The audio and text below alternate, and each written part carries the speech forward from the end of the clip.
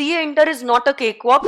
बहुत सारे टॉपिक्स हर सब्जेक्ट में आपको डिफिकल्ट जाएंगे, कुछ कुछ सब्जेक्ट ही डिफिकल्ट जाएगा, but this is not something that is new, it happens to everyone. जैसे आपको हो रहा है, मुझे भी हो रहा था, मेरे को टैक्स से बहुत ज्यादा डर लगता था। तो for everyone it is a different subject. For you it might be audit, for me it was tax, for somebody it might be costing, किसी के लिए लॉ भी हो सकता है जो चैलेंजिंग है, हो सकता है। I am not doubting this, but what is important is वो थॉट आया ना कि डिफिकल्ट है, उस थॉट को आपको इज्जत देनी है और आपको सोचना है कि अगर ये डिफिकल्ट जा रहा है मैं क्या करूं। सिर्फ बोल के नहीं नहीं गलत हुआ हमारे साथ, ये तो होना ही नहीं था, सही तरह से सिखाया ही नहीं, हमने तो कुछ किया ही नहीं, तो आपके अंदर का शैतान ये बोल रहा है आपको। और अगर आप बोलते हो ठीक है कर लेंगे, सो जाते हैं, अभी तो बहुत ही स्ट्रेसफुल हो रहा है, दिमाग मेरा भारी हो रहा है, कल सुबह ही देख लेंगे, कल सुबह तो आप आपके रूटीन में आ गए, तो it is the negative thoughts that is over powering your positive thoughts. आप इंसान गलत नहीं हो, अगर आपको थोड़ा सा पिंच हुआ ना कि ये डिफिकल्ट जा रहा है, मतलब आप सही ट्रैक पे हो।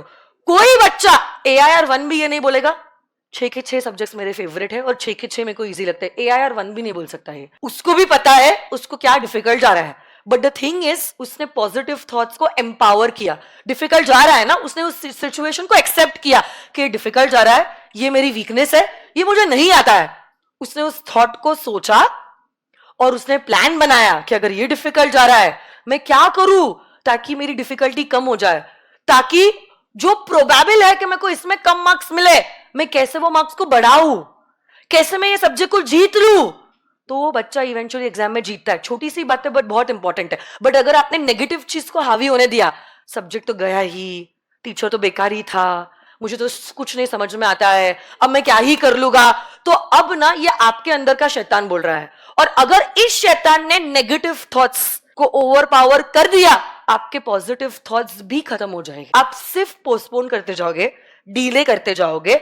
आज से कल, कल से संडे, संडे से मंडे, मंडे से अगले मंडे, ये यही लूप होते जाएगा and it is a vicious circle, believe me. And unfortunately you can then never get out of that vicious circle. आपने वो सुना दलदल, वो दलदल में फिर आप सिर्फ डूबते जाओगे, आप हाथ पैर मारोगे तो और गंदा डूबोगे आप, वैसी वो प्रॉब्लम है। तो दलदल में निकलने के लिए बोलते हैं ना, you need to be really calm, तो अपने आप दलदल आपको ऊपर उठाएगा, नहीं तो आप हाथ पैर मारोगे, चिल्लाओगे, चीखोगे, इरिटेट होगे, आप डूबने ही वाले हो। This is the situation of students. मैं एकदम दिल से बोल रही हूँ और एकदम सीधी बात, नो बकवास बोल रही हूँ। मैं एक्सपेक्ट भी नहीं करती हूँ आप लोग बोलोगे कि मुझे हर सब्जेक्ट समझ भी आ रहा है, हर सब्जेक्ट पसंद भी आ रहा है और हर सब्जेक्ट मेरी स्ट्रेंथ है। ऐसा हो ही नहीं सकता। जो बच्चा ऐसा बोल रहा है वो झूठ बोल रहा है, वो आपको झूठ बोल रहा है। अंदर से वो जानता है उसकी क्या वीकनेस है। Maybe he showing some other picture to you ताकि आपका कॉन्फिडेंस खत्म हो जाए। क्योंकि बहुत बार कुछ लोगों की एटीट्यूड ऐसी होती है, वो क्या करते हैं ना, दूसरों को कॉन्फिडेंस से ही किल कर देते हैं, तो उनको ऐसे किक मिलता है। तो वो जानबूझ के आपको ऐसा पिक्चर बताएगा, मेरा तो सब सॉर्टेड है, मेरा तो सब मैनेजेबल है, मुझे तो सब समझ आ रहा है, मुझे तो सब पसंद भी है, मैं तो सब कर रहा हूं, बट वो आपको किल कर रहा है। वो दो तरीके होते हैं ना, वो आपने 3 इडियट्स वाली मूवी में देखा था, एग्जाम के पहले वो मैगजीन ड्रॉप कर रहा है, वो वैसा टाइप का एटीट्यूड है। सच में मैं बोल रही हूँ। हाँ, तो कुछ बच्चे ऐसा होते हैं, दुनिया है, every person is a different person, और आप लोगों ने एक्सपीरियंस कर ही लिया होगा। मैं क्या ही बोलूं आप लोगों को, मुझसे ज्यादा आप एक्सपीरियंस हो यहाँ पे। आप लोग कितने लोगों से मिले, every person has a different attitude, not everyone is your well wisher. तो कुछ लोग ऐसा करते हैं कांड, उनको मजा आता है, बहुत मजा आता है उनको, बट जब उनको पढ़ना रहता है वो इज्जत से पढ़ लेते हैं। बट आपको ही अपने आप को समझाना पड़ेगा, एनालाइज करना पड़ेगा, और आपकी कोई मदद करने नहीं आने वाला है। एज अ टीचर भी एंड एज पेरेंट्स ऑल्सो हम आपकी मदद नहीं कर सकते, आपके सपोर्ट में हम खड़े रह सकते हैं। आपने डिसीजन लिया, चलो 2 ग्रुप नहीं एक ही ग्रुप, हम बोलेंगे कोई बात नहीं बेटा, we will always support your decision, we will always have your back. आप फेल भी हो गए तो भी हम ये नहीं बोलेंगे आप घटिया हो, आप गलत हो, आप तो कुछ नहीं कर सकते, आप बर्बाद हो, फिर भी हम सपोर्ट करेंगे। देखो मैं आज ही आप लोगों को कह रही हूँ, आपका रिजल्ट पॉजिटिव है या नेगेटिव है, इससे आपका और मेरा रिश्ता कभी चेंज नहीं होगा। मैं अभी भी, मैं आपको आज भी बोलती हूँ, I am like your Elder sister. कल जाके आपका रिजल्ट भी नेगेटिव आएगा तो भी I am your Elder sister. ऐसा नहीं है मैं आप लोगों को गूफ अप करना चालू कर दूंगी, आपको गोस्ट करना चालू कर दूंगी क्योंकि आप फेल हो गए। वो रिश्ता तभी भी वही रहेगा जैसा आज है। But the thing is we will be there for your support. But अगर आपको आपकी नैया पार करानी है, पढ़ना आपको ही है बेटा, आपको ही सॉर्ट आउट करना है कि आपकी क्या स्ट्रेंथ है, आपके क्या वीकनेसेस है। हम गाइड कर सकते हैं as parents, as teachers, emotionally we can be there at your back, but front role किसका है? आप लोगों का। हम लोग सपोर्टिंग एक्टर्स है, समझ लो। मेन रोल आपका ही है, लीड आपका ही है। अगर आप कुछ नहीं करोगे ना, हम कुछ नहीं कर पाएंगे।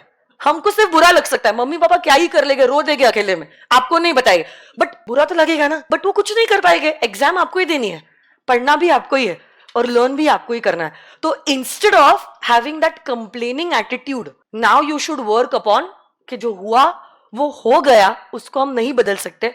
आज हमारे हाथ में क्या है? जनवरी, फेब, मार्च, अप्रैल. 4 महीने को हम कैसे सुधार सकते हैं? आप समझ लो. इन 4 महीनों को आपको एज अ मिशन लेना है और सोचना है कि जो, एक तो आपको 2 चीजें सोचनी है कि आने वाले 4 महीनों में कैसे प्लान करना है, और दूसरा आपको सोचना है कि जो गलतियां पिछले 3.5, 4, 5 महीने में हुई है, उसका कैसे कम से कम डैमेज हो सकता है. डैमेज तो हो गया, अब एक्सेप्ट कर लो उस फैक्ट को, क्योंकि जितने जल्दी आप एक्सेप्ट कर लोगे उस फैक्ट को ना, लड़ने के लिए आसान हो जाएगा.